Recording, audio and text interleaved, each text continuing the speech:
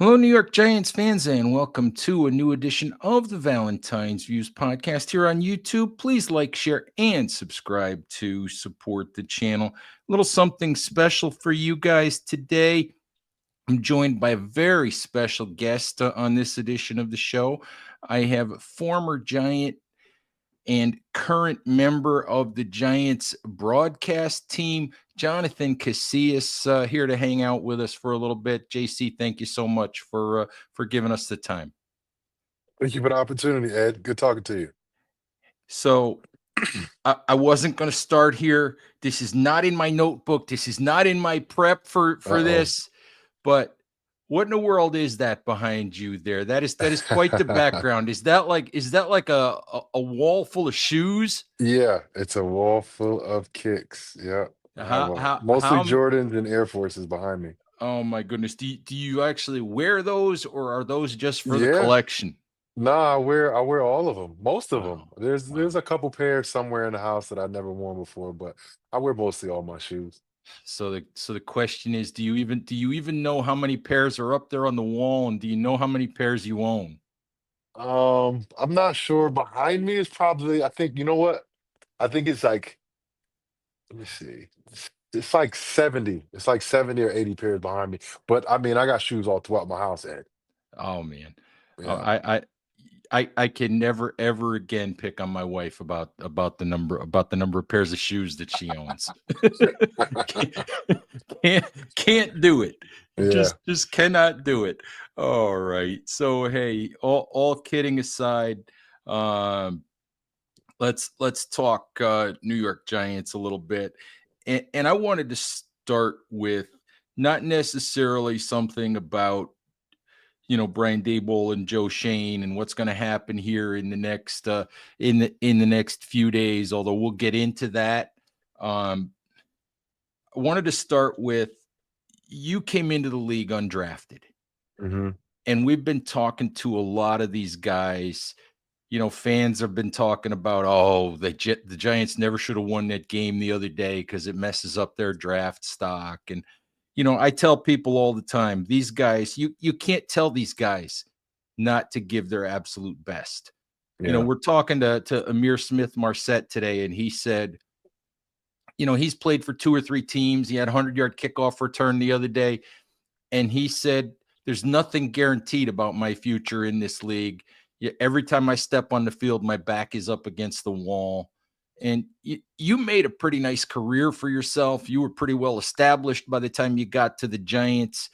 But coming into the league that way as an undrafted free agent, can you talk about that a little bit, about what each and every chance to get on the field means for some of these guys? It means everything. At the end of the day, every single person that's in the NFL, they dreamed of getting to the league, and you've been poked and prodded and tried and tested ever since, I didn't start till high school, but a lot of these guys been playing football, since they were 6, 7 years old, since they were in grade school. So it's a dream, and you get so close to getting, having that being accomplished in the draft, and you don't make it in the draft. All of a sudden, you get the free agency and you sign with a team. The difference between the free agents, like the undrafted guys, and the drafted guys, not every single draft pick, but most draft picks, like they're gonna everybody figures that the team would figure out a way to keep them on the team if they show them something. There's nothing guaranteed for undrafted guys. It's almost like you're just a body, especially in training camp. You're just adding to the depth for training camp, and then throughout the season, as I made the team and as the season progressed, you know, I'm playing, the back of the depth chart there, Ed, and in any Hmm. team that I played for after that, I had to come, and not say I wasn't a starter, but I was never guaranteed to start. I had to work my way up to the start lineup, work my way up to the rotation at the linebacker position.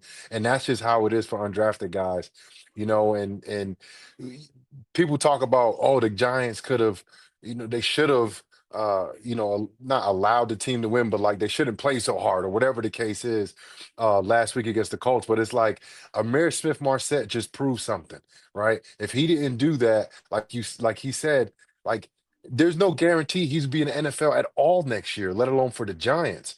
By him doing that, at least he's, putting himself on the radar, proving himself to be a capable guy back there at the return thing. And if the Giants were to decide to tank, he would never have an opportunity like that. And it doesn't happen like that. So I never hear it from an athlete.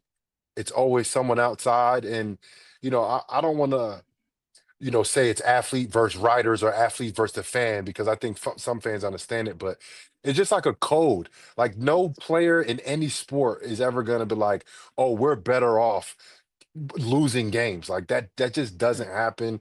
And if the Giants would have went out and lost, it would have been end up being what 12, 13 straight. And if they would have lost the rest of the games, that means you're the historically worst team for the New York Giants franchise. You're the by far the worst team in the NFL, and no one wants to wear that, and Right. that means very little for your job security. It's very poor for your job security. So you want to Mhm. put your best foot forward as a player and also as a coach. And it didn't work out for the Giants this year. It's been rocky, but I'm not for the argument of anybody taking games. And you saw that last week that a person like Amir Smith Marset did something really special because, the backs was against the wall and they need to pull out all the stops. Yeah, it's interesting, and again, I'm a little bit sidetracked here, but you were talking about it, as an undrafted guy, and not just an undrafted guy, but some of these guys that are trying to stick in the league. And you and I both know coaches, GMs say, we don't care how a guy got here. Once a guy gets here, everybody's equal. And that's not true. I'm sorry, that's not true. Because the first and second round pick is going to get more chances than the guy that got picked up off the street or the guy that's been on the practice squad for a couple of years. I mean, I know a few years ago there was a highly paid Giants running back, and I think most of the people in the room knew that the backup who had spent most of his time on the practice squad before getting to be the backup was the better player. Hmm. But the highly paid free agent was the guy that was going to get the run because they had to justify the paycheck. And that's just how the league works sometimes. Yeah, unfortunately so, but at the same time, it's like you got to protect your business. The NFL is a business. The NFL is not just about winning games. You got to put, butts in those seats, and Mhm. sometimes when you have a guy like that, I call that politics. Politics is not always about, who the best guy is that plays. It's, who can appear the best, who can create the most revenue, who can be the star that has the name, the sexy running back, the sexy draft pick or whatever. Yeah, it happens, but I think an organization that's run efficiently, I don't think it really happens to organizations like that. I think it truly is, whoever the best guys are play, and there's a lot of stuff that goes on in the NFL, but I feel like if you're running things the right way, you're going to play the best guys no matter where you're drafted at. Cool. Hey, let's talk a little bit about the current Giants, about this week. Um, you a little bummed that that you're not going to get to see Saquon get a shot at the record this week? Yeah, for sure. I feel like, it's a rough spot for Philly to be in. I mean, it's a great spot for them to be in, like Mhm. literally, but it's rough in terms of, they have an opportunity in week 18 to do something very special, that hasn't been done in a long time. Eric Dickerson's records is 40 years old. It's like one of those golden records in every sport, that, for the person that holds it, they're a legend, and it looks like Philadelphia, they're going to just stick to the plan if that wasn't a possibility. Because if it wasn't a possibility, the plan would be to rest their starters against the Giants. That would be the plan. But there is something on the table that's there that it looks like they're passing up on. But I would have look for Saquon's a friend of mine. I got a great relationship with him, and I think he's a special person. It sucks for him not playing for the New York Giants, but I think it would be awesome if he would get that record. And Look, the Giants have done a good job at times this year against the run. Derrick Henry, they limited him to a certain amount of yards. They did a really good job against Alvin Kamara later in the year with all of the guys injured. So I don't think it'd be like a cakewalk like the first time when he had 17 carries for I think 176 yards. Ed, he might have had to fight a little bit harder for that. But He I might think have he might have the record if he'd have just stayed in that game. right, right. If you would have stayed in the last game, but I don't think that's what they're eyeing. They're eyeing the Super Bowl, and they have the tools to do it. They got to the Super Bowl a couple years ago. Their defense is probably a little bit better, but this offense is one of their best offenses they ever had with AJ Brown, Devontae Smith, of course Saquon, Jalen Hurts, Goddard. Like they're rolling on offense, man, and Saquon is the heartbeat of that team, which is saying a lot because they're very talented on both sides of the ball.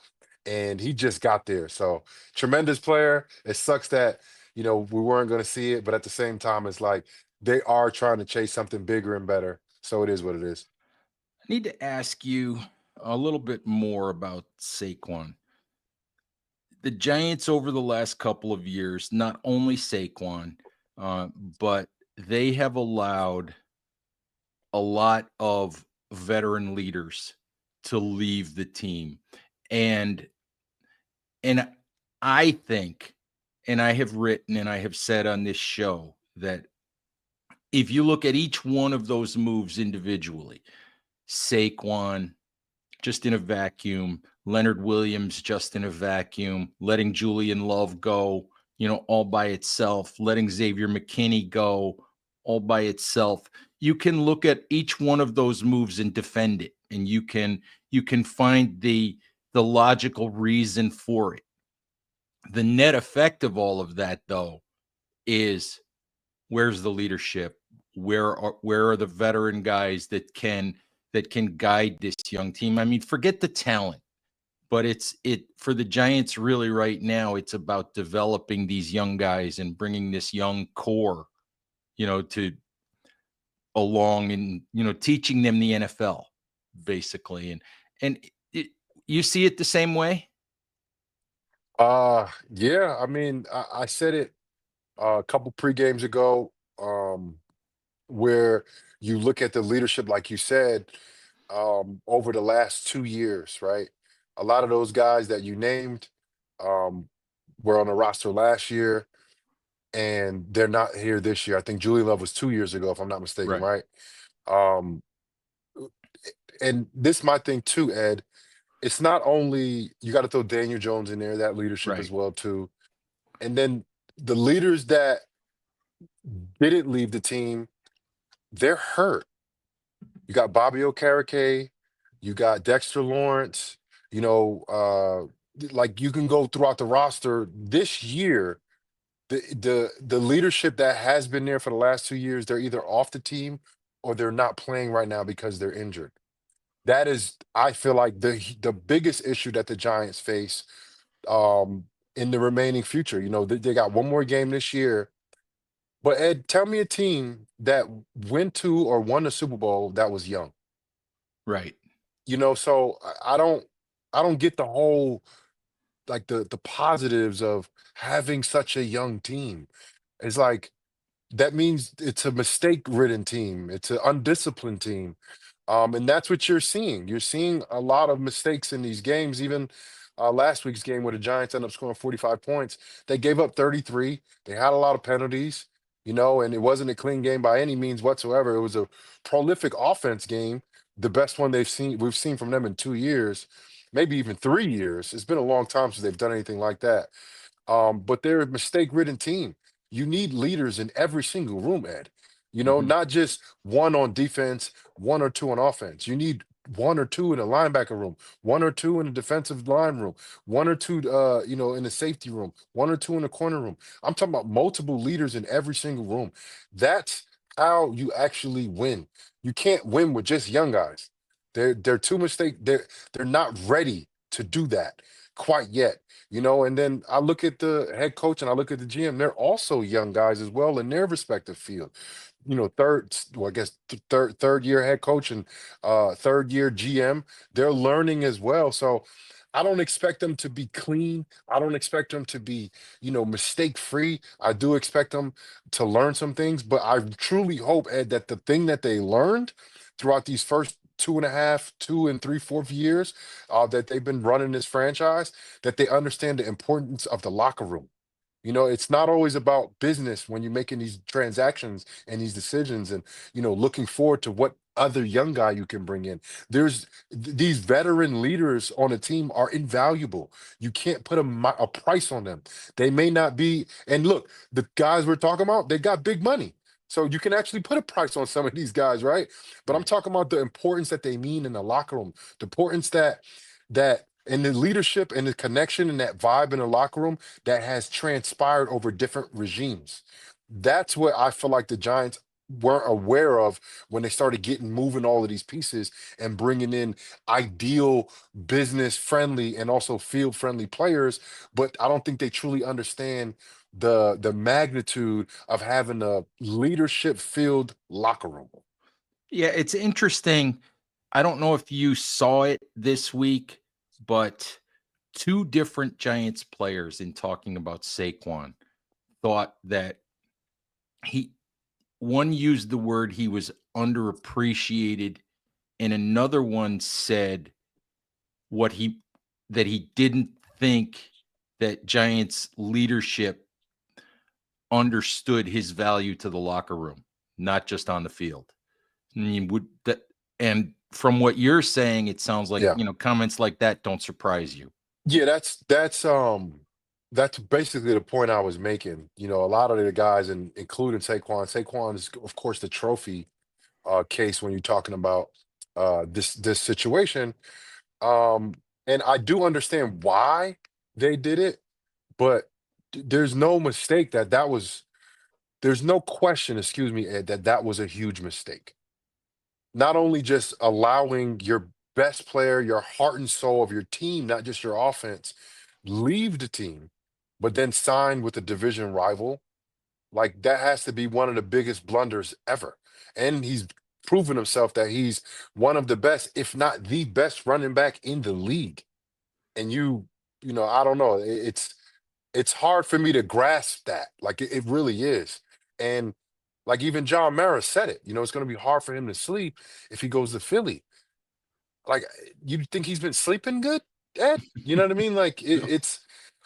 it's rough, man, because like this ain't just move around some pieces, ta-da, you have a good football team. No, you have to be very, very smart, very like of course everything's risky here. We're talking about moves, transactions, draft picks, all of these things risky, but it has to be built on something more than what it looks like on paper.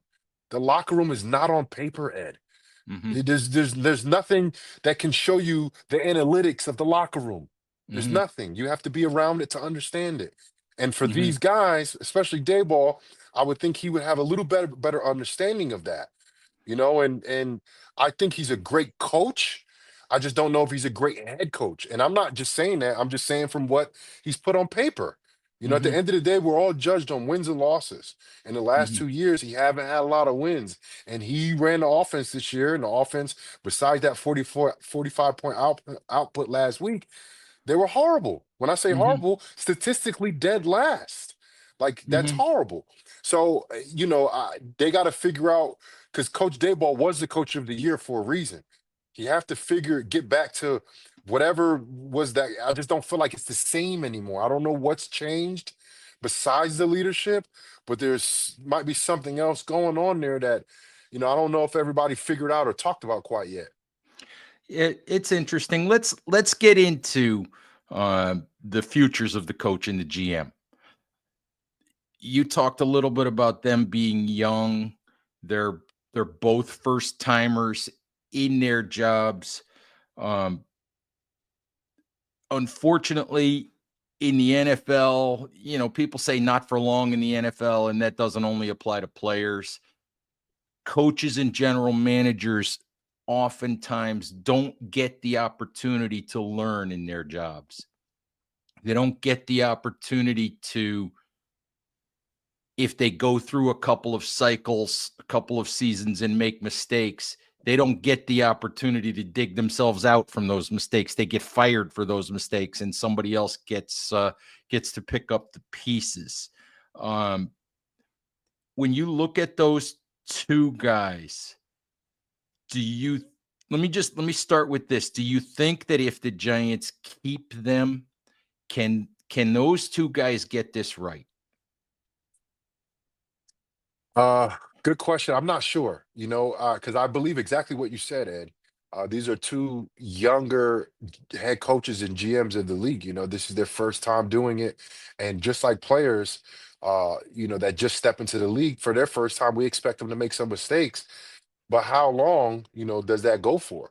And at the end of this season, it'll be 3 whole years, one playoff appearance, one playoff win.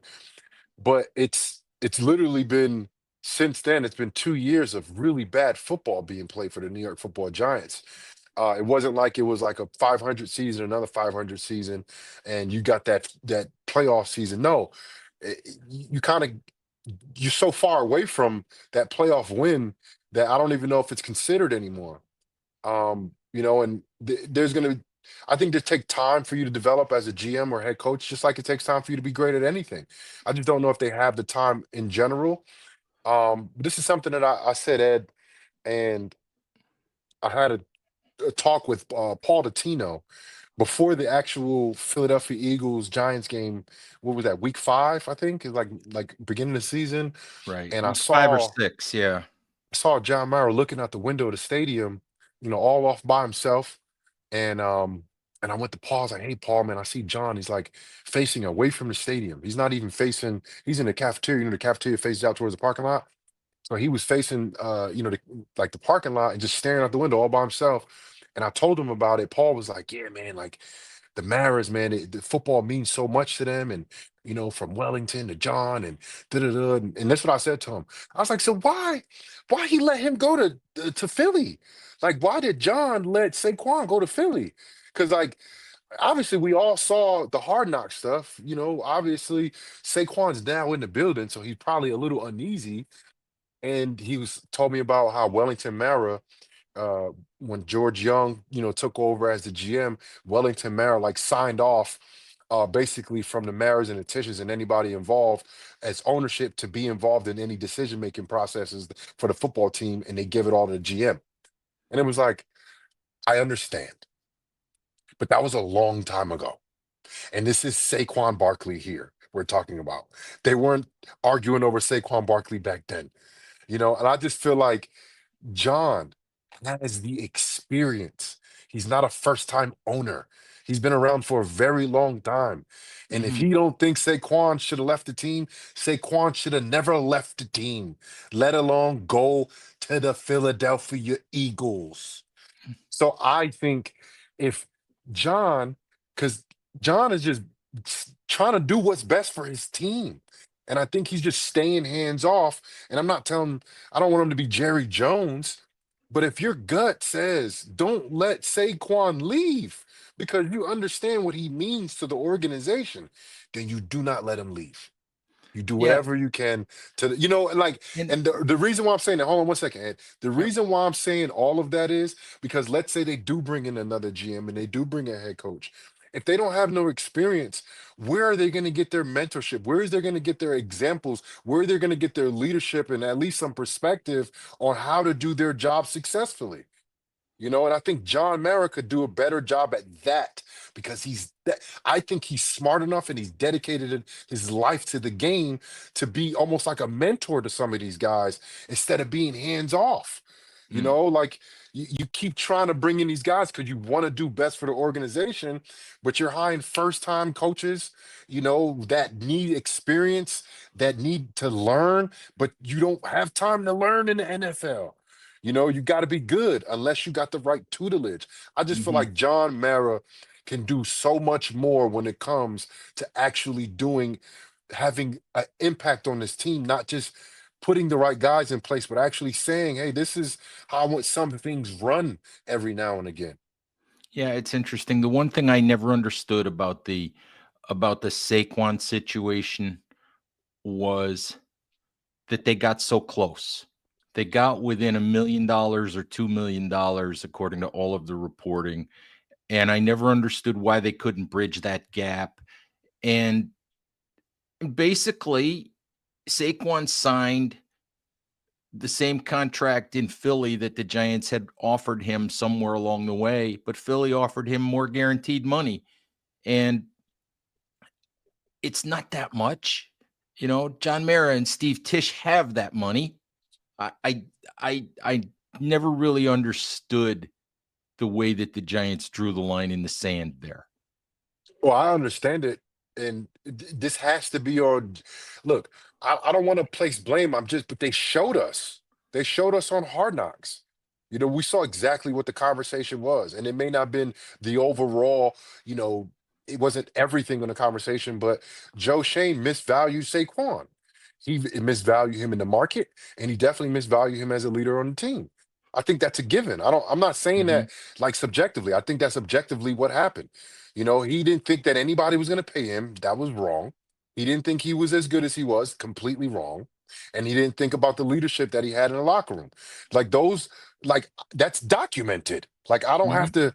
Like he's clearly proving he's one of the best backs in the league, and you was arguing over $1 million. You know what I'm saying? mhm, Like I don't understand it. I don't get it. But like I said, a mistake like that can Joe Shane bounce back from? mhm. If Joe Shane was in his 10th year and the Giants were winning, and like it wouldn't be a question. Yeah, he just made one bad mistake. Okay, cool, move on. But some of these mistakes early on in your career can hinder you from potentially being a great GM. Not Right, he had a great draft. The draft was great.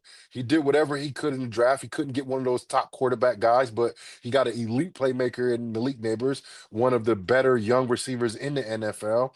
And Tracy and Newbin, like Drew Phillips, like everybody's playing. So he's definitely going in the right direction. But the question is, how long does he have?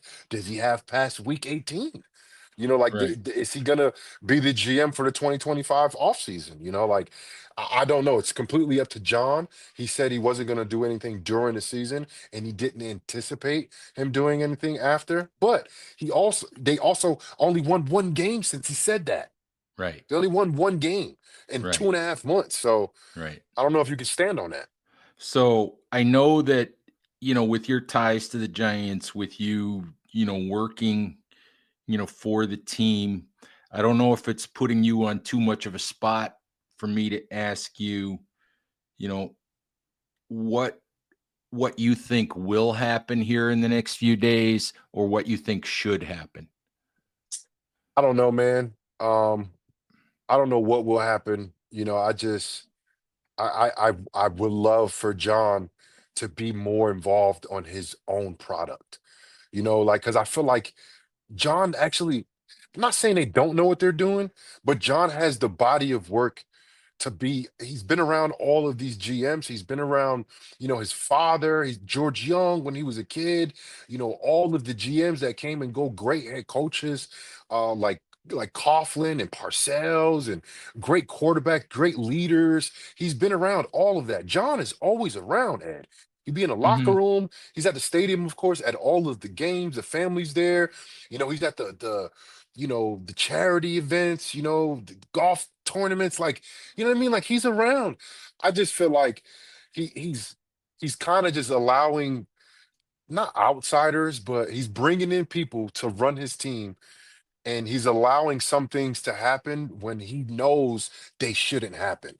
And I'm just trying to figure out the best way to like have John be like a little bit of a guidance to some of these young guys coming in. Like, and this is because I'm just trying to say, like, if I owned a business, right, and I, signed off on everything, because John has to sign off on everything. If I sign off on everything and I'm paying everybody in the organization, I have to have some input about what is going on. Maybe my approval or disapproval, but something to along the lines of if I know something can't happen, then I'm not going to allow it to happen. And I feel like we're over here suffering watching this beautiful talented running back that runs with the amazing grace and power and speed and elegance of Saquon Barkley, and also the human being aspect of it, And for me, it's just I just that clip of him, John, in the Hard Knocks is saying, "I'm gonna have a hard time sleeping if Saquon goes to Philly." Like Did he you knew it. He knew it could happen. He knew right? it was a possibility, and it still happened. And Did it's did like, what the heck, man? did you see the thing Huh. that's making its way around social media Recently? um Uh-oh. today? Saquon doing a commercial for a sleep aid, which really is poking fun at John Mara and the Giants. Have you seen that? No, I have No, not. go look it up later on when we're done. Oh Go my look it up. gosh. Yeah, it's it, it's very clearly Saquon having some fun at the Giants' expense. But let let me um let me throw this at you. It's pretty clear that the Giants are in need of a new quarterback. Um, Unless Drew Lock can do what he did again, like forever, then I think I'll take Yeah, that. well, we don't expect that to happen. Drew Lock's No, we body of don't. work tells us I said to somebody a few weeks ago, we know what Jameis Winston is, right? You know, Yeah, Jameis Winston is a roller coaster ride. yeah, And Jameis Winston is like the monster, the mega roller coaster, yeah. that one that only the serious roller coaster riders Could we'll do, get yeah. on. Drew Lock is like he's like Jameis Winston light. He's like the kiddie roller coaster, but Yeah. but he still is that way. I mean, Ed, the last 2 weeks was as big of a roller coaster that Winston ever was on, right? Mhm. Because went from 3 turnovers, 2 pick sixes a week ago to 5 touchdowns. Like that's Mhm. very Jameis Winston roller coaster, like for sure. Yeah. But the Giants haven't had stability at that position in a very long time, and even 2022, with Kafka calling the plays, they were very run oriented. Saquon was there. He got a lot of carries, a lot of touches. He was healthy that year. Daniel Jones was also healthy that year. He did a good job in throwing the ball in between the hashes. And then he also did a good job on third down and red zone and running the football. Those are things that I think the throwing between the hashes and the quarterback run game with the solid ground game, that just hasn't been there in the last 2 years. And They even get that year, fooled by Daniel a little bit. They get uh, fooled by what he did in 2022.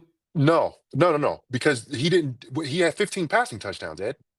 He had 7 rushing touchdowns and he had 22 total touchdowns. What he did was he was very good with the ball. He was very good with the ball, very efficient with the ball. He didn't turn the ball over a lot.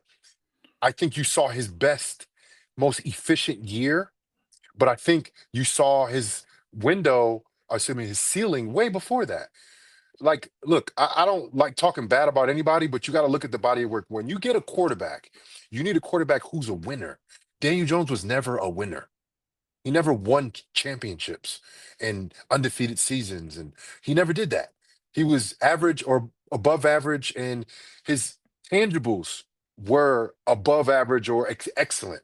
6'6", 240, run 4.5, got a cannon of an arm, has the mental makeup that can handle New York, and he's tough as hell. Absolutely tough as hell. His tangibles and those couple of intangibles made him a great potential quarterback for New York, but you have to win. Daniel Jones not a winner. He's never really won. So I think, and I respect the hell out of Daniel Jones, Ed. I really do, because I know how hard it is to play in New York, especially the quarterback position. He's tough as nails. I don't think he was ever an elite passer of the football.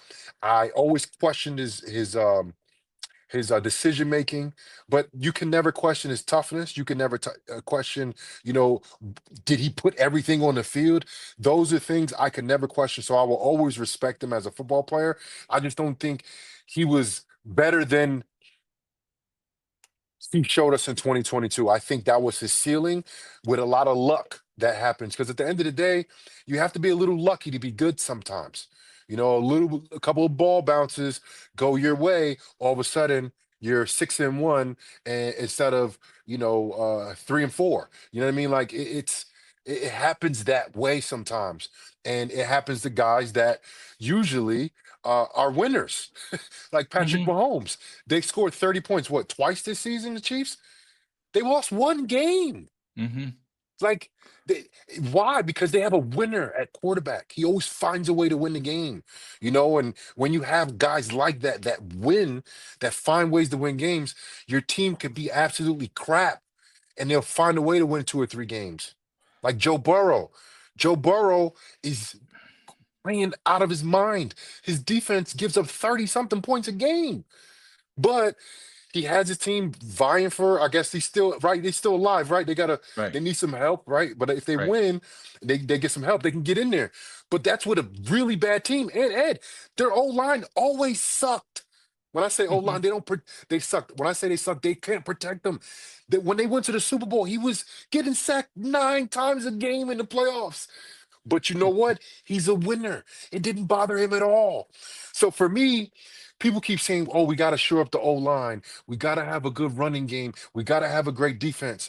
If you don't have that guy at quarterback, yes, those are all the other things that you have to have.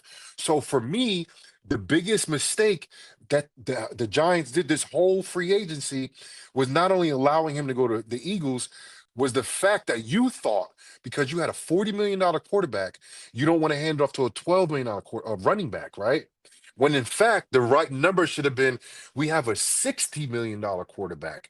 So we're not going to be handing the ball off to a $12 million running back. But you don't have a $60 million quarterback. You never did. You only had a $40 million quarterback. And if you do have a $40 million quarterback and you have a 12, 13, $14 million a year running back, you can actually make it to the playoffs and win a playoff game. Is it that simple for the Giants? Find the right quarterback, and it maybe doesn't fix everything, but it fixes a lot. It fixes a lot for sure. Jaden Daniels definitely took that commander team to a whole nother level for sure. But you need pieces in place, pieces in the quarterback room, a veteran quarterback if you're going to draft a young quarterback, right? If you bring in a veteran quarterback, okay, you better have a solid backup in case he gets hurt. Because like last year, the trend of quarterbacks getting hurt. I didn't like it, Ed, but it started last year. Everybody got hurt last year. Mhm. Giants went through what, 3 quarterbacks last year, 4 quarterbacks this year. Like the Giants need a 1A and a 1B or a 1 and a 2, wherever it is, but they got to be quality players. They have to be. And with that being said, if you don't got the elite guy, which you're not getting an elite guy, you can't get an elite guy. You can get a good or great quarterback and he can possibly be elite, but you're not going to get an elite guy, Ed.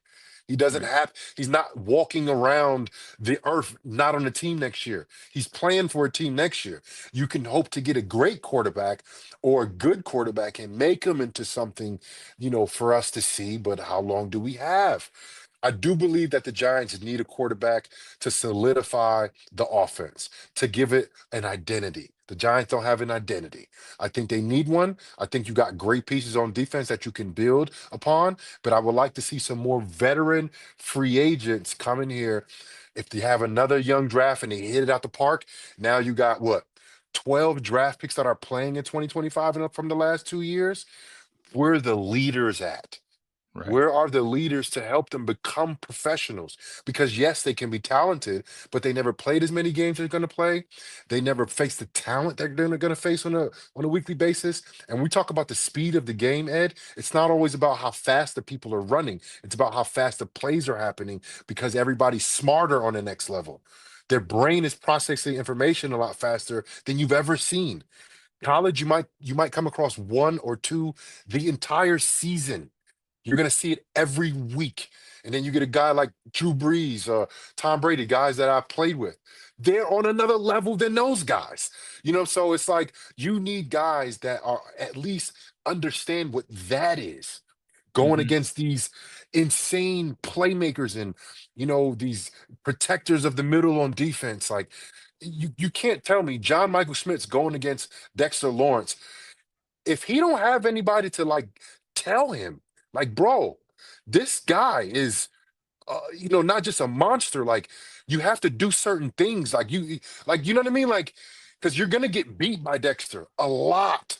Mm-hmm. Who is going to help you get through that? Because you can double team them all you want, but every now and again, somebody got to get you off the floor and give you some confidence as a like, you know what I mean? Like Right. you're gonna lose against some of these players in the NFL, but who's there to help pick you up and say, bro, don't worry about it, keep going.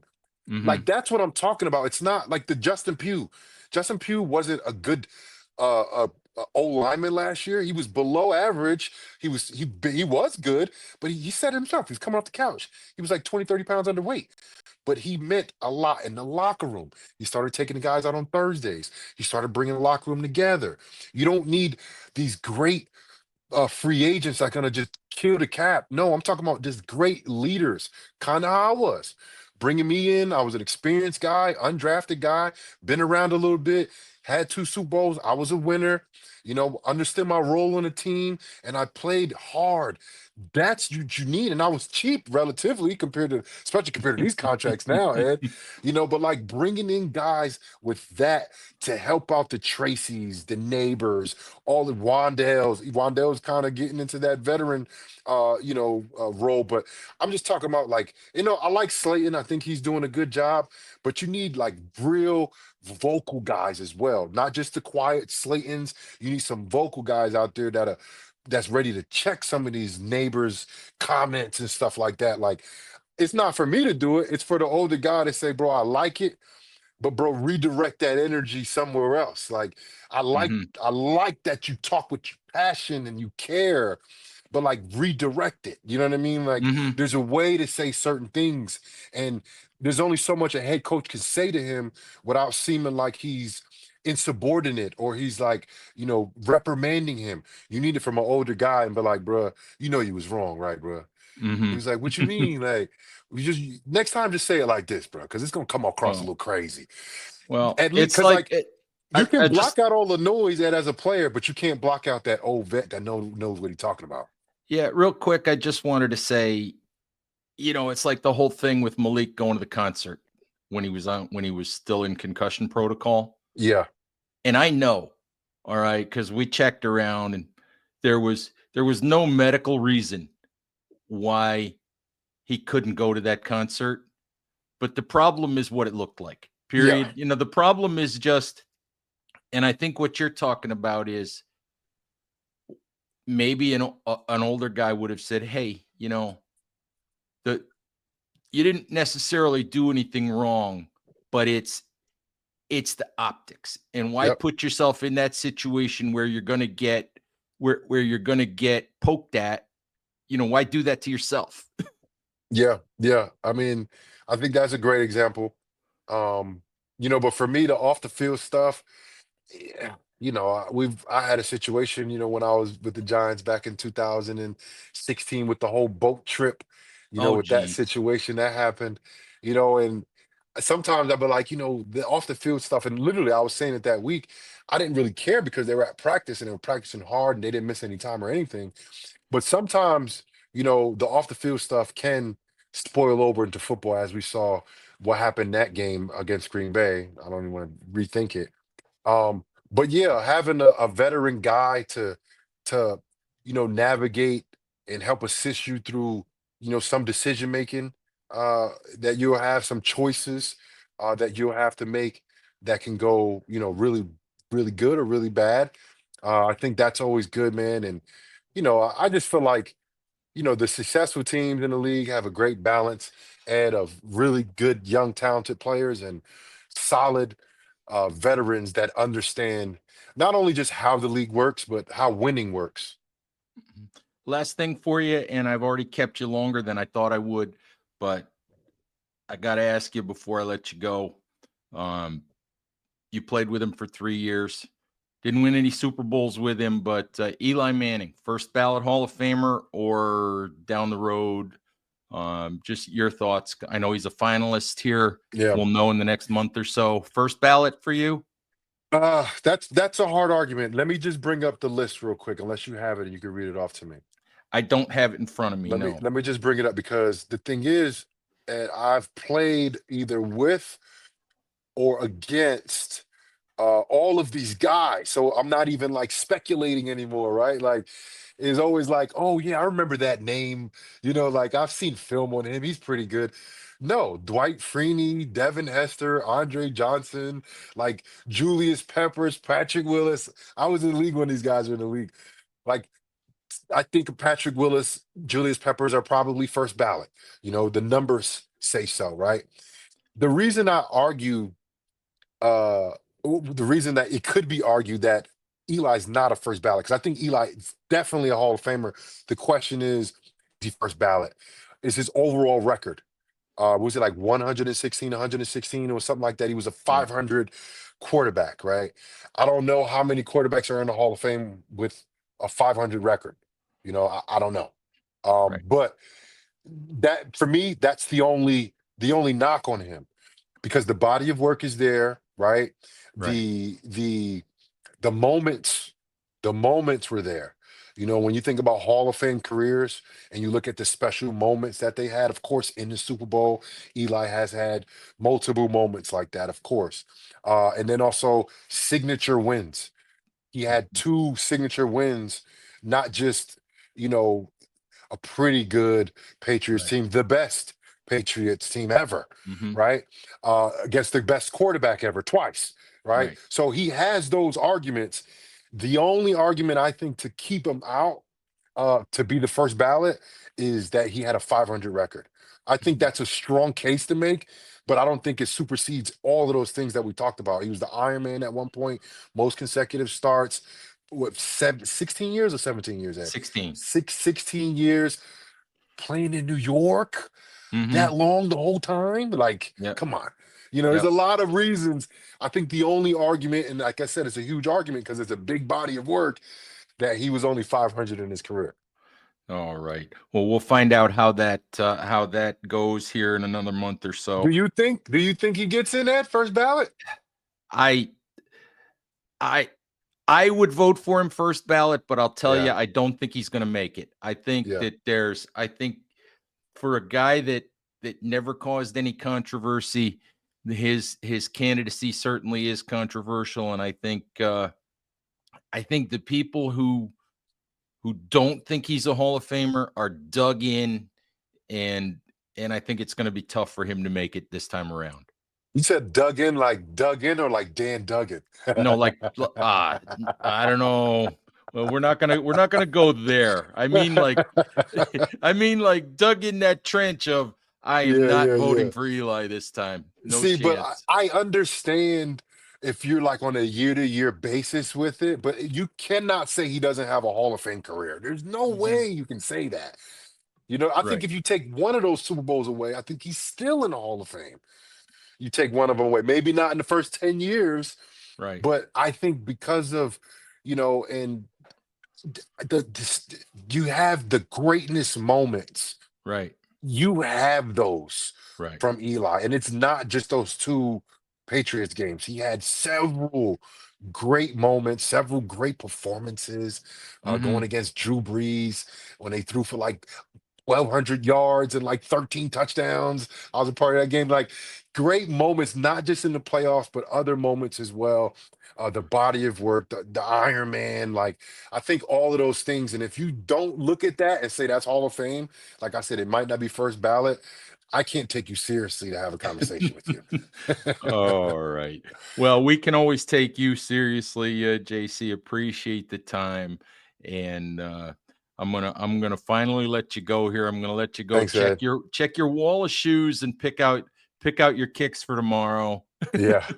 All right. So thank you very very much, Giants fans. Thank you for watching. Please stay safe out there. Take care of each other, and we'll talk to you soon. Bye bye.